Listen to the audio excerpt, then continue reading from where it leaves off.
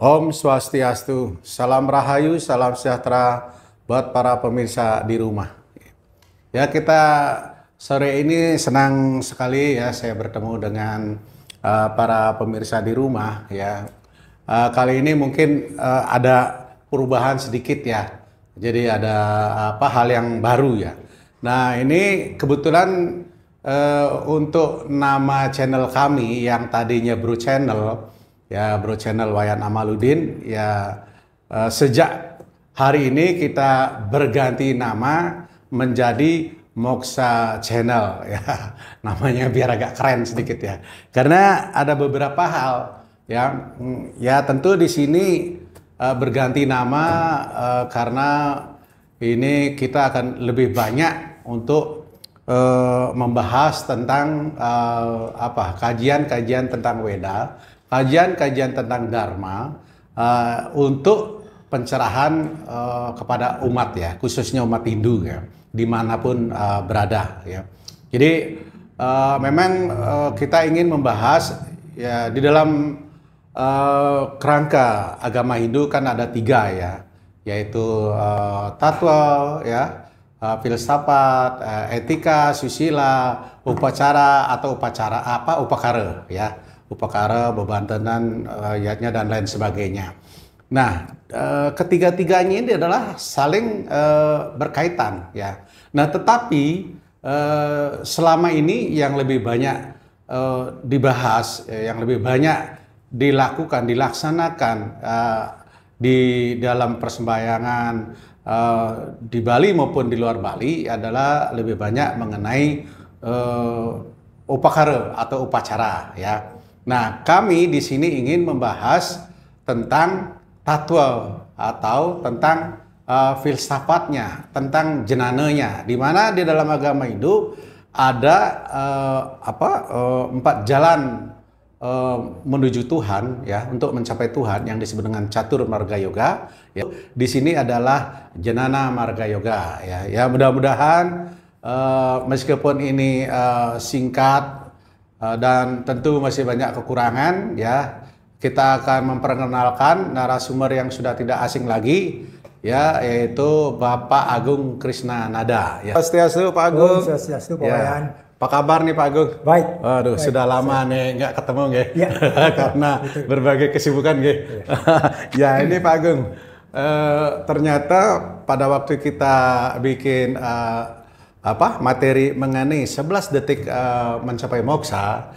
Nah, ini kita di luar dugaan ya. Jadi banyak sekali pemirsa yang menonton maupun yang subscribe maupun yang komen gitu. Nah, tentu banyak sekali nih pertanyaan-pertanyaan daripada netizen ya, yang juga ya sedikit untuk menjawabnya, dan tentu ini kan yang berwenang untuk menjawab nih ya Pak Agung gitu. Nah, ini banyak sekali yang bertanya. Nah, tetapi ini kita ambil yang di antara banyak pertanyaan ya, kita ambil yang penting-penting aja ya. Bukan berarti yang lain nggak penting gitu. Ya, ini Pak Agung, jadi yang ingin ini menyampaikan pertanyaan dari netizen ya, mengenai 11 detik mencapai moksa. Nah, ini salah satu pertanyaannya adalah apa yang dirasakan jasmani ketika Anda bisa menyatu atau moksa? Nah, ini pertanyaannya Pak Agung. Silakan Pak Agung untuk menjawabnya. Baik. Selamat berjumpa kembali para penonton, para pemirsa sedharma dan semua pencinta dharma dan pengikut dharma. Selamat berjumpa kembali. Berkaitan dengan topik yang dulu, yaitu 11 detik dalam meditasi. Itu memang banyak sekali pertanyaan, saya sudah lihat juga, tetapi juga sudah banyak juga yang dijawab. Ya, dijawab. Gak apa-apa Pak, kalau misalnya menurut Bapak itu kurang, silakan aja dilengkapin. Tadi sudah disampaikan, ada beberapa pertanyaan yang kita akan bahas yang penting-penting ya di sini. Ya. Begini, mungkin para pemirsa banyak yang kurang jelas dalam video yang lalu itu. Coba dilihat kembali bahwa saya memang sudah mencoba ya mempraktekkan meditasi 11 detik. Tapi bukan berarti bahwa saya sudah mencapai moksa, ya. Saya tidak pernah mengatakan begitu ya. Tetapi sudah pada jalan menuju ke sana, ya. Nah, menurut pertanyaan itu adalah pertama, apa yang dirasakan tentang badan? Ya, itu jawabannya adalah tidak merasakan. Jadi pada saat itu kita tidak merasakan rasa badan itu sudah tidak ada sama sekali. Ya. Jadi kita sudah lepas dari badan itu. Nah, kalau ini saya pernah mengalami, dan beberapa kali, sehingga bisa saya katakan bahwa kita itu bukan badan sesungguhnya.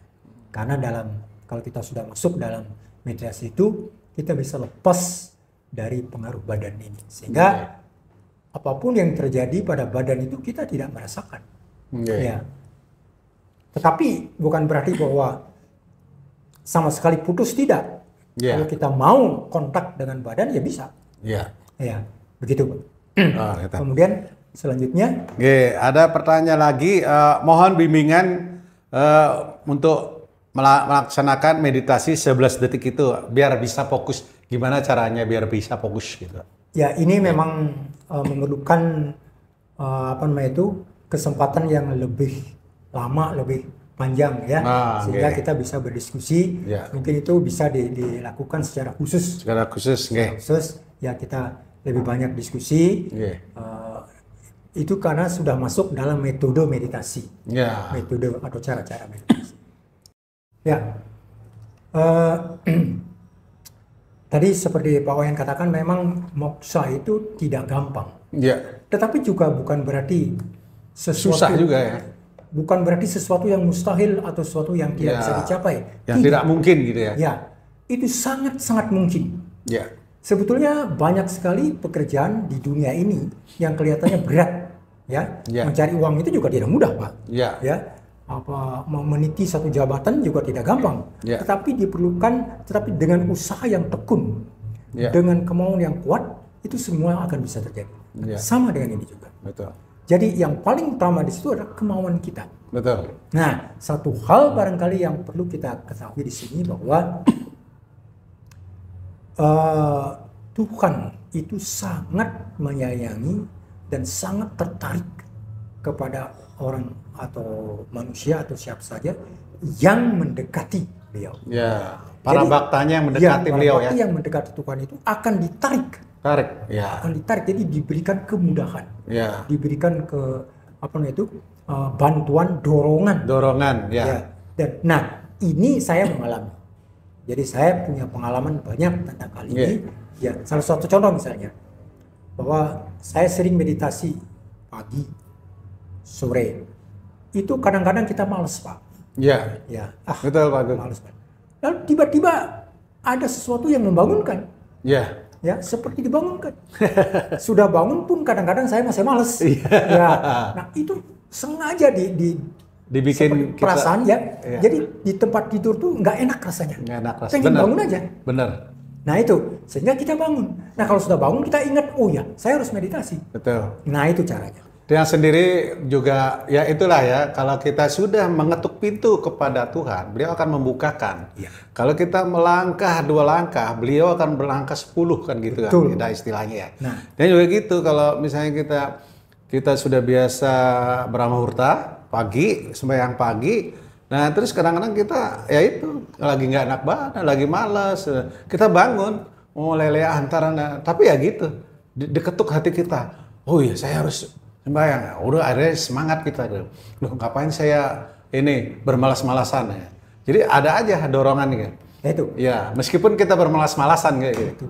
Nah, di dalam ajaran Dharma juga dikatakan bahwa orang yang berusaha untuk menjalankan Dharma dan untuk mendekatkan diri kepada Tuhan, itu akan selalu dipermudah. Itu salah satu kasih sayang dari Tuhan. Tuhan itu maha pengasih dan maha pemurah, penyayang, sehingga orang-orang yang betul-betul ingin mendekatkan diri untuk mencapai kebahagiaan yang sejati sesuai dengan ajaran Dharma, maka Tuhan akan menolong kita. Maka itu jangan takut. Jangan merasa bahwa waduh ini susah sekali, saya nggak mungkin. Ya memang Pak, jadi banyak orang beranggapan bahwa wah boro-boro moksa surga aja susah gitu. Nah kalau kita sudah bilang susah, ya akan susah. Ya. Tetapi ada satu hal lagi bahwa kalau kita seperti kita sekolah SD misalnya kelas 1. Kemudian untuk naik kelas itu ada ujian, Pak. Ada kalau ujian, tidak ada ujian, tidak mungkin ada naik kelas. Sama di dalam spiritual tingkat ini juga begitu. Nah kalau kita belajar, kita maju, nanti kan ada ujian. Tuhan memberikan ujian. Jadi berupa kesulitan, apakah itu masalah fisik, kemudian mungkin masalah ekonomi atau masalah spiritual, apa saja yang bisa. Nah itu akan merupakan ujian buat kita. Iya, benar. Kita jangan mundur atau jangan berhenti. Kalau kita berhenti kalah kita. Jadi kita bukan kalah, tidak naik kelas kita. Terus saja kelas 1 dari kelas 1. Ya benar. Tapi itu yang juga itu. Dan lagi Pak, makin tinggi tingkatan sekolah kita. Sekolah kita kan SD, kemudian naik menjadi SMP, naik SMA, makin susah ujiannya. Perguruan tinggi apalagi. Ujian tambah. Apalagi sampai itu juga perguruan tinggi misalnya S1, naik lagi S2, S3. Lebih susah lagi. Itu duniawi, Pak. Betul. Dalam spiritual juga sama. Betul. Jangan dipikir orang yang sudah mau dharma wacana, mau jadi pendeta, berjubah putih, dia sudah bisa menguasai diri, dia terbebaskan diri stres dan depresi, belum tentu kita nggak tahu ya. Nah karena semakin tinggi seperti Pak Agung bilang tadi, tingkatannya spiritualnya semakin banyak ujiannya. Nah tetapi ada lagi. Kalau kita atau orang itu dengan tulus selalu mengerjakan dengan hati yang bersih dan betul-betul ingin menuju Tuhan, ingin mendekatkan diri dengan Tuhan, maka rahmatnya akan datang. Dia akan lulus ya Pak. Lulus ujian. Ini saya mengalami. Jadi para pemirsa semua kalau soal ini memang betul-betul saya mengalami. Bukan saya tidak tidak dari membaca atau menulis. Memang dulunya saya mau baca. Dulunya saya tidak percaya, tapi kalau sudah mengalami begitu. Jadi tangan-tangan Tuhan itu terasa sekali, menarik kita. Bahkan saya pernah lihat juga dalam mimpi ataupun dalam meditasi, itu Ista Dewata yang saya puja, itu datang. Beliau tuh datang dan menarik kita. Dan yang paling saya sangat mengesankan adalah Tuhan itu sebetulnya sudah siap untuk menerima kita. Tetapi yang tidak siap itu kita sebetulnya. Jadi masih ada kotoran-kotoran batin dalam kita. Masih ada sifat-sifat buruk dalam diri kita. Sehingga tangan Tuhan itu tidak nyampe kepada kita. Bukannya Tuhan tidak mau. Jangan salah. Bukan Tuhan tidak mau menolong kita. Tapi kitanya belum layak. Ibaratnya ya Pak Agung ya. Kadang-kadang kan kita mengeluh bahwa saya sudah menjalankan sadhana, kegiatan-kegiatan spiritual, tetapi hidup saya masih begini, masih susah dan lain sebagainya. Padahal itu kan seperti katanya. Jadi seorang dokter yang memberikan obat bius kepada pasiennya, ya Pak ya, memang kelihatannya menyakitkan, tetapi aman buat si penderita kan gitu ya, sehingga dia bisa disembuhkan gitu. Ya ibaratnya seperti itu. Semua penderitaan atau semua apapun yang kita dapatkan itu untuk kebaikan kita sebenarnya. Untuk kebaikan kita sebenarnya. Bukan Tuhan menghukum kita, tidak. Kadang-kadang kita komplain gitu. Itu semua karena untuk kebaikan kita. Makanya itu dibutuhkan kita untuk meningkatkan diri. Saya kira begitu Pak. Pak Agung, jadi itu penjelasan Pak Agung yang sudah panjang lebar. Nah ini ada satu lagi pertanyaannya Pak Agung dari netizen ya. Jadi ada orang yang menyatakan meditasi itu hoax, tahayul atau bohongan. Itu gimana Pak Agung? apalagi soal meditasi, Pak. Ya. Apapun di dunia ini itu akan selalu ada yang pro dan kontra. Kontra, ya. Ada yang suka, ada yang tidak suka. Ya. Nah, orang yang suka akan memuji. Orang yang tidak suka pasti akan menjelekkan. Ya. Itu ya. biasa, Pak. Udah biasa. Oke. Nah, sekarang terserah kita. Ya. Pilihan ada pada kita. Ya. Ya. Kita mau atau tidak. Ya. Ya. Jadi setiap hal di dunia itu pasti ada buruk, ada baiknya. Ya. Ya. Jadi ada orang yang suka, ada yang tidak suka. Ada, ya. Nah, kemudian yang kedua, orang yang mengatakan begitu karena belum mengalami. Belum Pak. mengalami, betul. Belum mengalami. Jadi dia sudah mengklaim kolam itu dalam atau cetek, padahal dia belum pernah nyemplung. Belum pernah. Dia tahu udah bilang, wah dalam nih, cetek nih, orang belum pernah nyelam. Baru cuman merasakan air saja. Ini sudah dalam, tapi belum tentu sampai mana itu. Nah, sampai mana seujung dalamnya? jarinya dia belum tahu. Ya. Belum tahu kedalaman daripada kolam. Pada kolam itu, ya benar. Nah, makanya alami dulu. Ya, supaya bisa, ya kita harus terjun, kita harus nyemplung ke sana dulu, baru kita bisa komen. Baru kita tahu. Ya, baru tahu. Makanya, ya, betul. memang sebaiknya kalau memang betul-betul ingin serius. Ya. Ya, sebetulnya pelajaran ini adalah untuk bagi orang yang serius. Ya. Ya, bagi yang tidak serius ya terserah mau mengatakan apa silakan. Ya. Tapi bagi anda yang serius ya silakan coba. Ya. 11 detik mulai dari konsentrasi. Ya. Kemudian selanjutnya ditambah lagi. Ya. Nah, tentang kemajuan dan sebagainya itu nanti Bapak atau Ibu, siapa brother sister akan mengalami sendiri. Ya. Yang penting tujuan kita itu adalah untuk kebaikan. Untuk mencari kebahagiaan yang sesungguhnya. Kebahagiaan yang benar-benar yang diajarkan sesuai dengan dharma, sesuai dengan agama kita. Ya. Oke, Pak Agung. Suksma niki Pak Agung atas penjelasannya yang panjang lebar dan telah menjawab komen-komen daripada netizen. Mudah-mudahan para semoton atau pemirsa di rumah puas dengan jawabannya Pak Agung. Nah, dan terima kasih sekali lagi Pak Agung. Suksma, terima kasih niki. Sama-sama. Kita penganjali. Mari. Om Santi Santi Santi. Oh.